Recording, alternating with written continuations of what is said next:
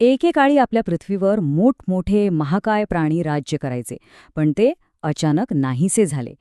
हे एक खूप मोठं कोड आहे. तर आजच्या या विश्लेषणात आपण एका जीवाश्म वैज्ञानिक डिटेक्टिव्हसारखं काम करणार आहोत आणि शोधून काढणार आहोत की या महाकाय जीवांचा खरा मारेकरी कोण होता. जरा कल्पना करा, एक असं जग जिथे 2 मीटर उंच कांगारू होते, अवाढव्य सिंह होते आणि 6 मीटर उंच महाकाय स्लॉथ होते. नाही, ही काही काल्पनिक गोष्ट नाहीये. हे खरं वास्तव होतं. पण मग हे सगळे अद्भुत प्राणी अचानक गेले कुठे? ते सगळेच्या सगळे विलुप्त झाले. आता साहजिकच आपल्या मनात येतं की हवामान बदलामुळे हे झालं असेल. पण पुरावे एका अगदी वेगळ्याच संशयिताकडे बोट दाखवत आहेत. चला, या तपासात आणखी खोलवर जाऊया. ठीक आहे, तर आपल्या तपासाच्या पहिल्या भागात आपण सर्वात कॉमन संशयिताकडे पाहूया, हवामान बदल. पण हा दावा खरंच टिकतो का? साधारणपणे असं मानलं जातं की ह्या मोठ्या विनाशामागे हवामान बदल आहे. म्हणजे एक मोठं हिमयुग आलं आणि त्यामुळे हे सर्व प्राणी नाहीसे झाले. पण जेव्हा आपण जीवाश्मांचे रेकॉर्ड बघतो तेव्हा ही थिअरी थोडी कच्ची वाटते. पहिली गोष्ट म्हणजे या महाकाय प्राण्यांनी याआधीची 10 हिमयुगं पाहिली होती आणि ते आरामात जगले होते.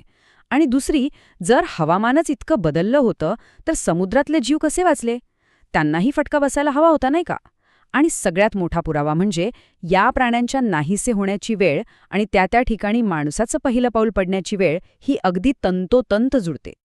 आता आपण पुढे जाण्याआधी एक गोष्ट स्पष्ट करूया. मेगाफॉना म्हणजे काय? तर सोप्या भाषेत सांगायचं तर 50 किलोग्रॅमपेक्षा जास्त वजन असलेले मोठे जमिनीवरचे प्राणी. उदाहरणार्थ महाकाय स्लॉथ, मॅमथ आणि सेबरटूथ कॅट्स. तर हाच तो महत्त्वाचा मुद्दा आहे.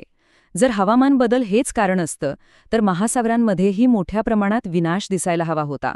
पण तसं काहीच झालं नाही आणि हा हवामान बदलाच्या सिद्धांतामधला एक मोठा लोपहोल आहे. तर आता हवामान बदलाचा दावा फोल ठरल्यावर आपला तपास एका नवीन संशयिताकडे वळतोय. एक असा संशयित जो प्रत्येक गुन्ह्याच्या ठिकाणी हजर होता, होमोसेपियन्स. मग खरा गुन्हेगार कोण होता? सगळे पुरावे आपल्याच पूर्वजांकडे म्हणजे होमोसेपियन्सकडे बोट दाखवत आहेत. पण प्रश्न असा आहे की अश्मयुगीन तंत्रज्ञान वापरणारे मानव एवढा मोठा विनाश कसा काय घडवू शकले? याची 3 मुख्य कारणं आहेत. एक, हे जे मोठे प्राणी होते ना, त्यांची पिल्लं देण्याची गती खूप कमी होती. म्हणजे जरी माणसानं थोडी जरी शिकार केली तरी त्यांची संख्या भरून निघणं जवळजवळ अशक्य होतं. दुसरं, ऑस्ट्रेलिया आणि अमेरिकेतल्या या प्राण्यांनी माणसाला कधी पाहिलंच नव्हतं. त्यांना काय माहीत की हा किरकोळ दिसणारा प्राणी इतका धोकादायक असू शकतो. त्यांना माणसाची भीतीच वाटली नाही. आणि तिसरं, आणि हे खूप महत्त्वाचं आहे, अग्नीची शक्ती. आपल्या पूर्वजांनी फायर ॲग्रिकल्चर म्हणजे अग्निशेतीचा वापर केला, ज्यामुळे त्यांनी संपूर्ण इकोसिस्टमच बदलून टाकली. ऑस्ट्रेलियामध्ये काय झालं ते पाहूया. माणसांनी मुद्दाम जंगलं जाळून टाकली आणि मोकळी गवताळ मैदानं तयार केली. यामुळे झालं असं की आगीला तोंड देऊ शकणारी निलगिरीची झाडं सगळीकडे पसरली. याचा परिणाम, जुन्या वनस्पतींवर अवलंबून असलेले प्राणी नाहीसे झाले आणि निलगिरीची पानं खाणारे कोआलासारखे प्राणी वाढले. म्हणजे माणसांनी अक्षरशः संपूर्ण परिसंस्थाच बदलून टाकली. ऑस्ट्रेलियात जे घडलं ती फक्त सुरुवात होती. हा तपास आता आपल्याला दाखवतोय की हा एक जागतिक पॅटर्न होता जो जगभर पसरला. स्त्रोत साहित्यातलं हे वाक्य परिस्थितीचं अगदी अचूक वर्णन करतं. असं दिसतं की जिथे जिथे मानव गेला तिथे तिथे विनाश झाला. जणू काही तो एक पर्यावरणीय सिरियल किलरच होता. चला, पहिला पुरावा बघूया. ऑस्ट्रेलिया. साधारण 45,000 वर्षांपूर्वी मानव तिथे पोहोचला आणि पुढच्या अवघ्या 2,000 वर्षात तिथल्या 24 मोठ्या प्राणी प्रजातींपैकी 23 प्रजाती कायमच्या नाहीशा झाल्या, फक्त 2,000 वर्षात. हीच गोष्ट अमेरिकेत परत घडली. सुमारे 16,000 वर्षांपूर्वी मानव सायबेरियातून अलास्कामध्ये पोहोचला आणि पुढच्या फक्त 2,000 वर्षांमध्ये मॅमथ, सेबरटूथ कॅट्स आणि महाकाय स्लॉथ्स सारखे सगळे प्राणी नाहीसे झाले. आणि कसं कळलं? तर प्राण्यांच्या जीवाश्म बनलेल्या विष्ठेच्या म्हणजे कॉप्रोलाइट्सच्या अभ्यासातून हे सिद्ध झालंय की त्यांचा विनाश माणसाच्या आगमनाच्या वेळीच झाला. हा विनाश किती भयानक होता हे दक्षिण अमेरिकेच्या आकडेवारीवरून समजतं. माणसाच्या आगमनानंतर तिथे असलेल्या 60 पैकी 50 मोठ्या सस्तन प्राण्यांच्या प्रजाती म्हणजे जवळजवळ 85% प्रजाती नामशेष झाल्या.